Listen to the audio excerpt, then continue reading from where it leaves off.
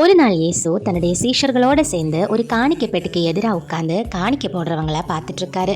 அன்னைக்கு நிறைய ஐஸ்வர்யவான்கள் நிறைய காணிக்கை போடுறதையும் ஒரே ஒரு ஏழை விதவை வந்து தான் கையில் இருந்த 2 காசை மொத்தமாக காணிக்கை பெட்டிக்குள்ள போடுறதையும் பார்க்குறாரு. உடனே இயேசு அவருடைய சீஷர்களை அழைத்து பரிபூர்ணத்தில் இருந்த ஐஸ்வர்யவான்கள் அதிகமாக போட்டதை பார்க்கிலும் வறுமையில் இருந்து காணிக்கை போட்ட இந்த விதவை தான் அதிகமாக போட்டிருக்கான்னு சீஷர்கள் கிட்ட சொன்னார். நம்ம என்ன நிலைமையில் இருக்கிறோன்னு ஒருவேளை நம்ம கூட இருக்கிற மனுஷங்களுக்கு தெரியாமல் இருக்கலாம். ஆனால் அவருக்கு ரொம்ப நல்லாவே தெரியும். நமக்கு என்ன இருக்குதோ அதில் ஒரு பங்கை நம்ம அவருக்கு கொடுக்கறதுக்கு கற்றுக்கணும்.